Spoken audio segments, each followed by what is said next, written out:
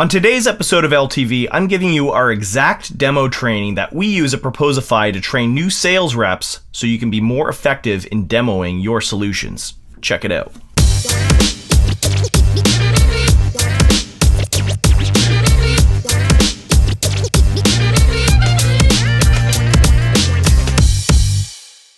When you're building your sales process, it can be difficult to know exactly what to say on your product demos and how to train reps to consistently demo each time. After all, if everyone's doing it a little bit differently, how can you ever know what really is working and what isn't? How can you optimize your team as a whole? In another episode, I shared our discovery call training for qualifying new leads, and here today I'm going to walk through our demo process. Let's dig in. A good demo flows when it's a story about how the customer can envision themselves using your product to solve their pain. Remember, customers buy for their own reasons, not yours. So you're going to deliver a better demo when you show active listening techniques by recapping their pain and explaining it better than they can. So if you've already done the discovery call, you know what's keeping them up at night, and now you can give it back to them and let them recall what it was. You know, I like to say that good marketing or sales in this instance is when your customer feels understood by you. This is an opportunity to do that. You're also going to be setting context by explaining your story and your point of view on the market to show that you have expertise at solving problems for similar companies. In essence, this is what a good demo looks like. It's important to walk into your demo with a plan. We use an actual sheet that we use called a demo builder to do just that. So the demo builder is a framework that we've adapted. It combines aspect of Dan Martell, his Rocket demo builder, with the Sandler training and just a little bit of our own flair. We've customized it to our needs, and you're going to want to find something customized for your needs that just acts as a general framework that your sales reps can use to prepare for each demo that they perform. Now, using the demo builder, you can set your demo up for success by summarizing the pain that you've uncovered and crafting compelling stories to tell throughout. Now, our Proposify demo builder helps our sales reps understand what additional discovery questions that they should prepare in their demo to fill in the gaps within the deal. And once you have the demo builder filled out, our sales reps use the information to recap and build out their talk tracks that they're going to use in the demo deck. So begin every demo with an upfront contract. This is where you review the agenda and objectives and you talk about the next steps. You get the lead to buy in. The prospect's going to buy in and confirm their pain points and that they already, things that they've already outlined in the last call, and that the next steps will be, moving further through the sales cycle. So if you do this, this puts you in control of the sales call, or your reps in control, and it prevents the leads from taking over and running the call and going with their own agenda. Now, with the upfront piece taken care of, it's time to dig into features and map their pain to how your feature solves their pain. So let's start with feature one. A compelling demo should always start with the end in mind, which for us means it's a final proposal that our client's client would receive. For you, of course, the end result would look different. Now, in this talk track, we at Proposify showcase how we're differentiated against the traditional PDF. Remember, always start with the benefit or value of the functionality first, instead of just talking about features. So you can see here how we map the talk track to the path of which features we demo, and map it to the big feature, which in our case is a beautiful interactive proposal that your client's client can then view in the browser. So all of the features map to that benefit. We cover benefits like tying into your CRM and personalizing the proposal without the need for manual entry. We talk about allowing your client's client to quickly get the info they need. We differentiate your proposal from others using your competitors who are using PDFs, whereas you're offering a nice interactive platform for your clients to view. Your customers can leave comments and have live chat right within the proposal, and then you can get the contract signed faster using e-signature. So all of those features map back to that one single feature one, which is the beautiful proposal presentation. Now, feature two, the next part of the demo is all about showing how easy it is for reps to put together an amazing document. And in our case with Proposify, we have a really robust editor that allows you to customize the content and the design of your proposal.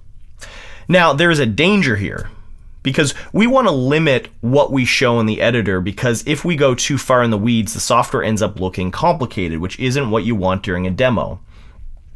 So you always have to be careful about not showing too much. So our talk track is all about talking speed and ease of use, and it covers the following points, which is allowing reps to put the right sales documents together. It's allowing them to quickly search for and find the content that they need. It's an intuitive drag and drop kind of feature to build documents really quickly. It's removing repetitive admin tasks. And with any product demo, less is more. So this should not be an exhaustive list of every feature. If you do that, it's going to overwhelm your lead, and it's going to make selling your product actually much harder. Instead, what you should do is only show what's relevant for their buying decision, right? Because if they end up buying, well, you're going to have a customer success rep on your team who ends up training the team on how to use it, and they're going to do a much better job of training than you will. So just go very high level. All right, feature 3, the final section we show in our demo is another differentiator from the traditional PDF, which we talk about insights and visibility into what happens after a proposal is sent. So the talk track here is about using information to your advantage to help deals move forward. Here we differentiate from the PDF by talking about tracking and notifications. We talk about visibility into what's going on once your proposal is sent, which maps to our proposal stats feature. Make sure your deals don't go cold, which maps to automatic follow-up. So these are all the features that map to that third big feature, which is insight into the sales process.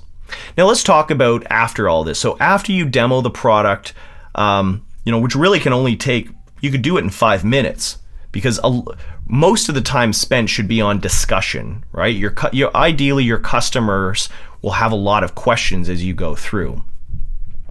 And at this point, you should be able to confirm that the product is a fit for your client's needs, right? And you should discuss how your pricing works. You need to review that the client actually has budget, what their buying process and decision-making process looks like, and how much time they're going to need to decide. Your reps are going to need to know this in order to forecast their deals. If they don't know what the process looks like for that particular customer, then they won't know when they can expect a decision. And once you know how they buy and how many further calls and meetings are needed, then you can book the next call so that there's momentum happening in the deal, and they should book it before they get off the call. So hopefully this overview of our own demo process sparks some ideas that you can use in your own. Now, what I'm going to do is finish off with a few tips and stats about product demos. So focus on the main pain first. Flip the information from the discovery call, and the topic that was the most discussed during that first call to qualify should be what you start with during your demo.